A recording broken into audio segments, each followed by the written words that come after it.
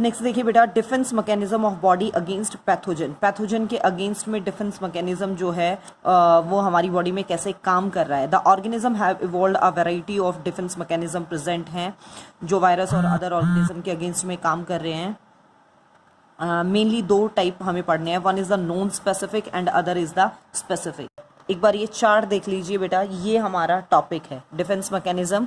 इसमें specific defence mechanism जो बिल्कुल अलग आज जिसकी हम बात करेंगे वो है नॉन स्पेसिफिक। इसके दो हैं, one is the external and other is the internal. ठीक है, एक्सटर्नल में जिसे हम फर्स्ट लाइन डिफेंस भी कहते हैं और इसे second line defence. First line में हम पढ़ेंगे फिजिकल और फिजियोलॉजिकल बैरियर। फिजिकल में आपके स्किन और म्यूकस मेम्ब्रेन, और म्यूकस मेम्ब्रेन में बक्कोफेरेंजियल, रेस्पिरेटरी, आईज और इंटरनल ट्रैक्ट, ये हमें पढ़ना है। फिजियोलॉजिकल में saliva, tear, by cerumen, nasal secretion और वेजाइनल सिक्रीशन, गट सिक्रीशन आ जाएंगे। सेकेंड लाइन में अगर इन्हें क्रॉस कर जाता है तो सेकेंड लाइन की ज़रूरत है जिसमें सेलुलर, WBC, लिम्फोसाइट वगैरह हम पढ़ेंगे। साइटोकाइनिन में हम पढ़ेंगे इंटरफेरोन्स। ठीक है, और इन सब के अलावा भी जैसे एक सेलुलर है जिसमें हम पढ़ेंगे WBC, न्यूट्रोफाइल्स, मोनोसाइट। WBC में ये यहाँ पे सेलुलर वाला, ठीक है। एक्सटर्नल में ये, इंटरनल में सेलुलर वाले में ये टाइप हमें पढ़ने हैं इससे अलग। ये आज का हमारा टॉपिक है स्पेसिफिक डिफेंस मैकेनिज्म। इससे नेक्स्ट वीडियो में करेंगे। ये बहुत आसान है, बस एक बार दिखने में थोड़ा सा कंफ्यूजिंग है। देखिए बेटा, नॉन स्पेसिफिक डिफेंस मैकेनिज्म की हम बात कर रहे थे। Similar to the most type of mechanism, मतलब कोई भी इन्फेक्शन हो जाए इसका ऑलमोस्ट काम करने का तरीका ऑलमोस्ट सबके लिए सेम ही है। ये इन्फेक्शन को रोकने की कोशिश करता है कि जो पैथोजन है वो बॉडी में एंटर ही ना करे। स्पेसिफिक वाला काम करता है हर एक के केस में अलग अलग तरीके से। इसका काम करने का तरीका लगभग कॉमन है। ये एंटीबॉडीज की तरह काम नहीं कर रहा है, मतलब स्पेसिफिक वाले में एंटीबॉडीज का रोल है, इसमें एंटीबॉडी को छोड़ के अदर मैकेनिज्म काम करते हैं, जैसा हमने देखा है फ्लो चार्ट में। दो टाइप हैं इसके, one is the external defence जिसे हम फर्स्ट लाइन डिफेंस भी कहते हैं। कंप्राइजेज ऑफ, इसके भी दो पार्ट हैं जैसा हमने चार्ट में देखा था, फिजिकल एंड फिजियोलॉजिकल बैरियर। ठीक है, जो एंट्री करने से रोकेंगे। फिजिकल बैरियर अगेन दो हैं, one is the skin and other is the mucous membrane. Skin क्या है बेटा, इट प्रोवाइड प्रोटेक्शन कवरिंग, मतलब पूरी बॉडी को कवर करके रखेगी। इसके ऊपर भी हॉर्नी लेयर प्रेजेंट है जो डेड डिकिंग केराटिनाइज सेल से मिलके बनी है। इसके ऊपर मतलब hard insoluble fibrous keratin protein present होता है। हॉर्नी लेयर वाटर प्रूफ है, जर्म प्रूफ है, एंटर नहीं होने देती मतलब पैथोजेंस को। म्यूकस की अगर हम बात करें तो mucous membrane resist the penetration. और पैरासाइट अगर कोई स्किन को कवर मतलब पेनिट्रेट कर भी लिया तो वो म्यूकस से पेनिट्रेट नहीं कर पाएगा। और म्यूकस मेम्ब्रेन क्या है, वो चिपचिपा होता है। म्यूकस माइक्रोब्स को इमोबिलाइज कर देगा, मूवमेंट नहीं होने देगा, वहीं रोक देगा। जैसे आपके पास mucus membrane of buccopharyngeal cavity, dust particle microbe जो बक्कल कैविटी में आए वो वहीं की वहीं रुक गए, सप्टम के अंदर ही, थूक के अंदर ही मिक्स हो गए। जो म्यूकस की कोटिंग है वो इंटेस्टाइनल लाइनिंग में प्रेजेंट है, मतलब वहाँ तक कोई अगर माइक्रो ऑर्गेनिज्म पहुंचा तो वो फिकल मैटर से रिमूव हो गया। रेस्पिरेटरी ट्रैक्ट पे भी म्यूकस मेम्ब्रेन है, जो डस्ट पार्टिकल सांस के थ्रू अगर अंदर भी चले गए तो वो वहीं की वहीं रोक दिए। Eyes, secretion of tears and movement of eyelids, जो लैक्रिमल ग्लैंड से टीयर आएंगे और आईलिड्स है वो माइक्रोब्स को रिमूव कर देंगे आइज से। इंटरनल ट्रैक्ट में आपके पास flushed with fluid like the saliva, digestive juice, urine, इन सब के साथ निकाल दिया है। देन आपका है फिजियोलॉजिकल बैरियर। स्किन और mucus membrane secrete some chemicals which dispose the pathogen. Physiological में आगे कि उनके बेसिस पे जो केमिकल रिलीज हो रहे हैं, जैसे skin secretion and bacteria.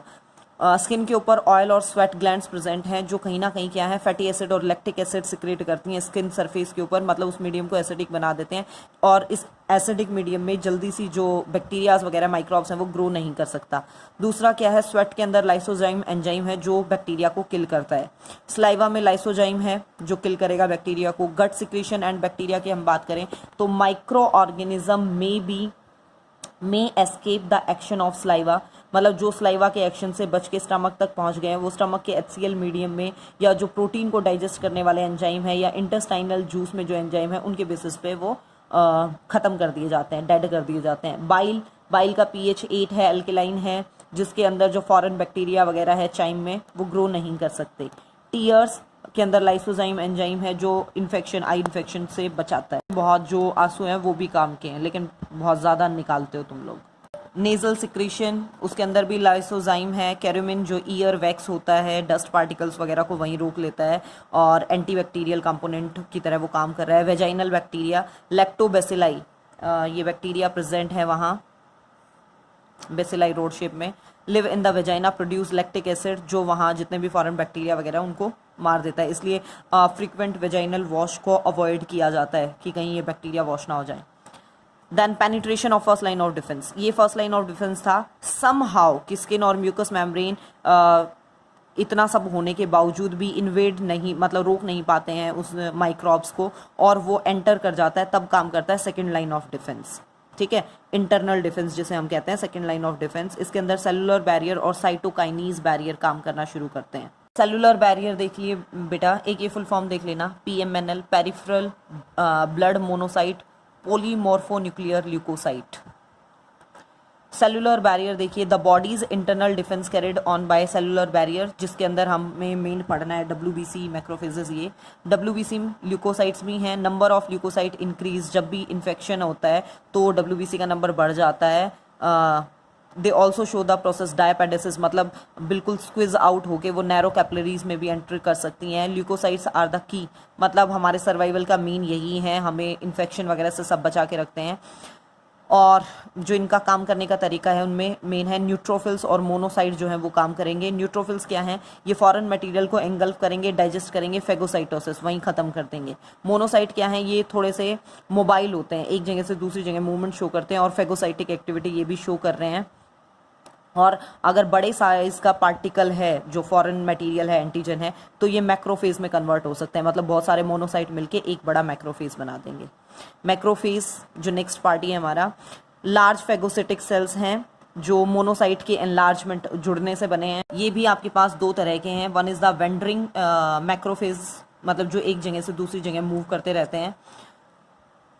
They occur in connective tissue throughout the body, मतलब ब्लड वगैरह में सारे कहीं मिलते हैं कनेक्टिव टिश्यू में। इन्हें हिस्टियोसाइट्स भी नाम दिया जाता है। फिक्स्ड मैक्रोफेजेस जो एक ही जगह पे रहें, अपनी लोकेशन चेंज नहीं करते। ये ब्लड लाइनिंग में, लिम्फेटिक कैपिलरीज में, स्प्लिन, लिम्फो नोड्स के अंदर, लीवर, बोन मैरो में देखने को मिलते हैं। ये माइक्रोब्स को carried along in the blood और लिम्फ जो है उन्हें कैप्चर करके वहीं डिस्ट्रॉय कर देंगे। रेटिकुलो एंडोथीलियल सिस्टम RES, ये जो वेंडरिंग और फिक्स्ड मैक्रोफेजेस हैं उनके लिए एक कंबाइंड टर्म यूज होती है, reticuloendothelial system. Neutrophils and macrophages, इन्हें बॉडी का scavenger, soldier of the body भी कहा जाता है। Mycobacterium, tuberculosis, Shigella, Leishmania, Salmonella manage to survive in macrophages. ये ऐसे आपके पास कुछ बैक्टीरिया हैं जो मैक्रोफेजेस में सर्वाइव कर जाते हैं। सेकेंड लाइन ऑफ डिफेंस में हमारे पास थर्ड है बेटा, inflammatory response. Injury, inflammatory response का मतलब क्या है, थोड़ा सा स्वेलिंग होके काम होना।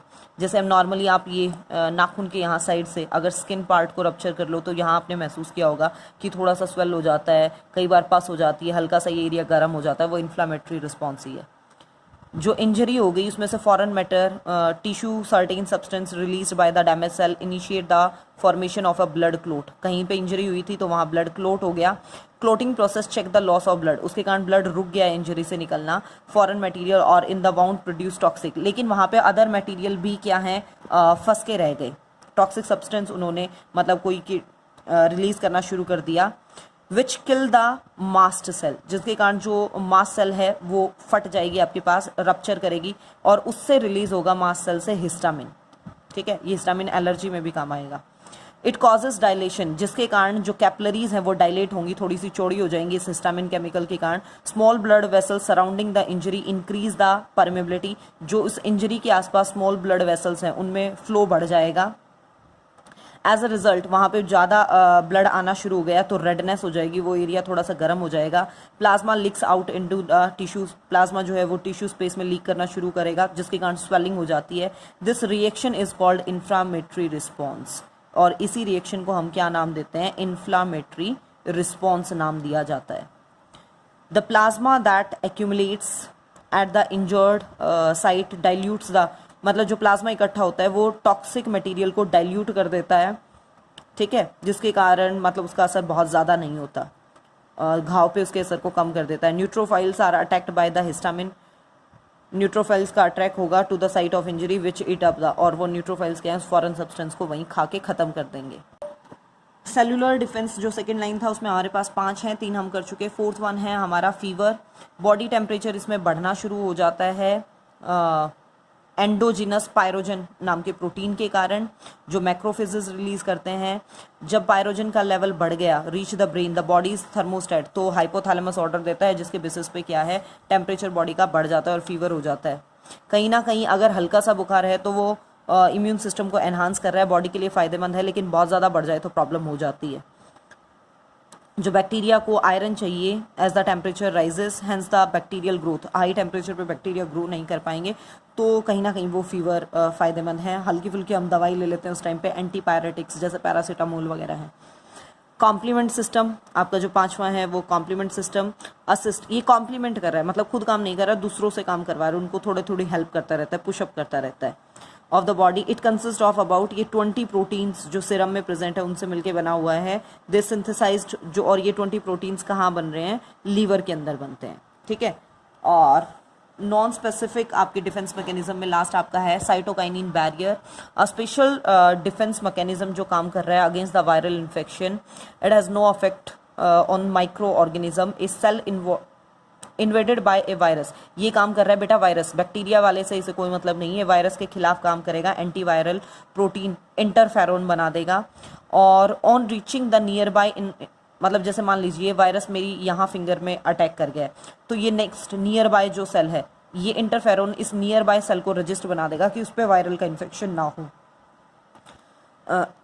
जैसे इन्फ्लुएंजा है, वायरल डिजीज, उसके इसमें ये काम करता है, लेकिन जैसे कैंसर है वो वायरल डिजीज नहीं है, उसके इसमें ये काम नहीं करता। ये हमारा डिफेंस मैकेनिज्म, ये पार्ट हमने कवर किया अभी, ठीक है। और नेक्स्ट वीडियो में करेंगे हम स्पेसिफिक डिफेंस मैकेनिज्म।